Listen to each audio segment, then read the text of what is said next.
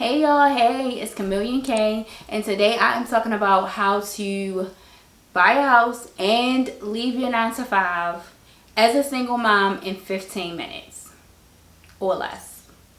Let's see if I can do it. If you want to be a homeowner but you also want to work for yourself full time and you're a single mom doing it alone, then this video is for you.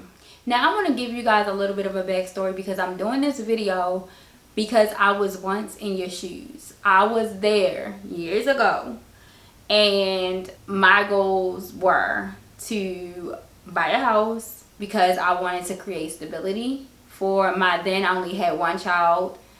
I now have 2, but create stability for my children, and I wanted to go full-time in business, which at the time I hadn't even started yet, but I knew that was the goal for me because I wanted to be hands-on with my child. I hated having somebody to control my time. I wanted a little bit more leverage with my own time and my child and what I was and wasn't able to do, what I was there for and what I wasn't able to be there for.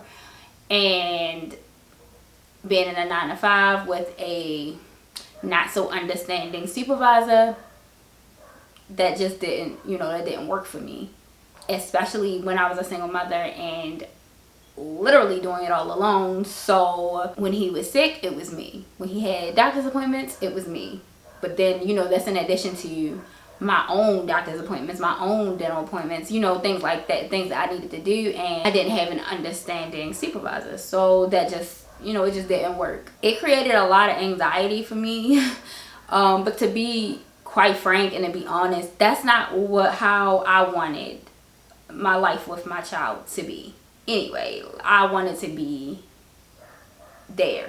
I wanted to stop missing milestones, etc. So that is why I'm now able to tell you guys how to accomplish this as well. So in this video, I'm going to go over what order to do it in, why you should do it in that order, and some key factors in how to get these things done. Buy the house first. Buy it while you have your 9 to 5. The reason is lenders look for, depending on the lender, 18 months to 2 years of employment history in the same field, okay? So I'm going to break down why you should buy while you still have the 9 to 5 and why this can also play against you if you quit first. If you buy a house and you already have the 18 months to 2 years of employment history, it's a whole lot easier to show that your pay stubs are there. What a lot of people don't realize is that, let's go ahead and go into the verses. So versus you starting a business or you having this business, and unless you've already had this business for at least 2 years, and I'm talking about profitable, we're gonna go with, you want to have it at least what you're making, and they go by your tax returns. So if they're going by your tax returns and you're writing off stuff, so like say for example in the business you're making $60,000, and this is somebody who isn't just starting out, because if you're making $60,000 consistently over a 2 to 3 year period and the lender is looking at that means that even with write-offs, because they're looking at, if you have write-offs, whatever your net is, so if you're making $60,000 consistently for three years in a row, but when they look at your tax return, you wrote off $40,000 of that and you only look like you're making $20,000, that's what they're gonna go by. So and then you can amend your return, but if you do that, then you're gonna owe taxes. It's just a mess. Like, it's better to just go into it with the 9 to 5, buy the house while you still have the 9 to 5. It's just a whole lot easier. The process is a whole lot smoother for you versus having to jump through all the hoops. And then if you also just started your business, who's to say you're gonna be, or you go full time, right? And you didn't make sure that you built it up to what you were already making. And let's say you did. Say you just hit that goal of making what you were making at your 9 to 5. You still don't have 2 to 3 years of that history that you had with the job. So it's just a whole lot easier. It's a whole lot better. It's a less of a headache for you to just go ahead and buy the house while you still have the 9 to 5. Just to touch on a few other things, people don't realize, like, there are a lot of people who have this misconception that they think, oh, I have to have a 720 credit score, or I have to have this, you know, a 750, or even a 690, whatever. A lot of people think this. I know from experience and from being a realtor myself that I've had people come to me thinking they have to be, their credit score has to be at this, or that they have to have 20% down, or they have to have $20,000 in the bank in order to buy a house, when all of those things are false. I've had people at the table, I've had people close at a table only coming out of pocket with $3,800, or even less. Like, it just depends. Every situation is different. It just depends on the situation. It depends on the house. It's a whole lot of factors. As far as your credit, no, it does not have to be a 700 plus. So there are people who have, you know, basically met with me thinking they have these goals, and they're trying to find out how to meet those goals in the fastest way in order to buy a house, and they walk away. I'll connect them with one of my lenders, and if they turn in all the documentation, they can find out that same day you're approved to buy a house today. But they don't realize that. They don't know that until, you know, you just don't know what you don't know. And people have a misconception about a lot of things when it comes to buying a house. Now, for me, when I first bought my house, I just kind of, I had an advantage because my father was a realtor, so I kind of knew certain things anyway, and I did also know that I needed to buy a house before I quit my job. I also knew that, so that was like my priority. That was the first thing that I wanted to get out, you know, one of the first goals that I wanted to go ahead and knock out before I tackled my second goal, which was to go full-time in business for myself. Now, just an FYI, if you're interested in buying a house and you are in the state of Maryland, I am licensed in Maryland. If you're somewhere else, then I can always refer you somewhere, you know, somewhere else, if that's something that you're looking to do and you're ready to get started as soon as possible. I will have a form below where you can go ahead and fill that out, and we can go from there. But on to my next point. The next thing you want to do is start the business. Now, I'm not saying buy the house and then start the business specifically in that order. What I'm saying is buy the house and you can start the business while you're buying the house, or even before you buy the house. But when I say buy the house first, I mean don't quit your 9 to 5 before buying the house because you want to start a business. If you want to do both at the same time, that's fine. Or if you already started a business and you haven't bought the house first, you haven't bought the house yet, but you still haven't quit your 9 to 5, buy the house before you quit your 9 to 5. And that's what I mean when I'm saying buy the house before you just buy the house before you quit, regardless of if you start the business or not. Now, as far as starting a business, if you haven't started a business or something that you're interested in doing, then I recommend starting with a service-based business. Reason being is it's the easiest, cheapest, fastest way for you to make money. It teaches you customer service.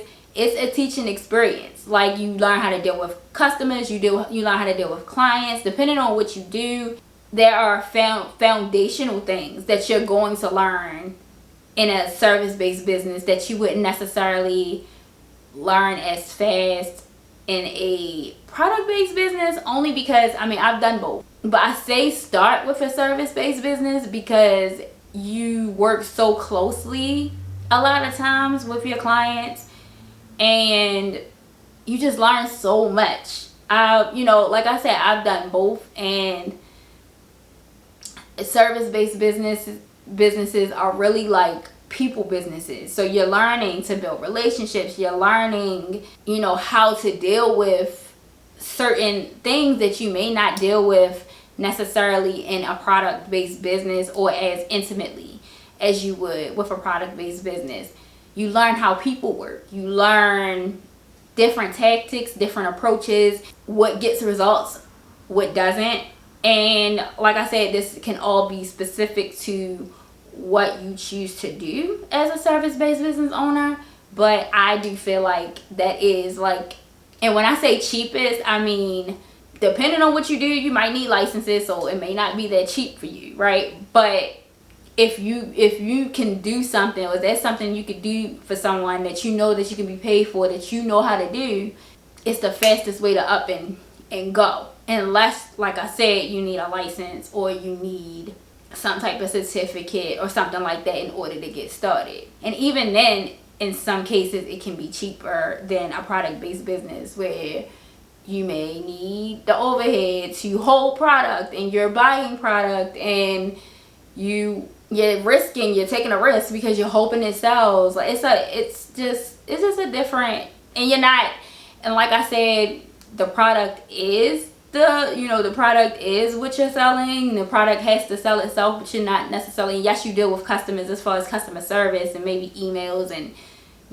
things like that, but as far as being as hands-on as you are with a service-based business, when you're servicing someone, it's just a different experience. I say always start there. If you want a product-based business, I'm not saying don't do that, but I just, in my opinion, if you're gonna start one, I always say start with a service-based business, and those are the reasons why.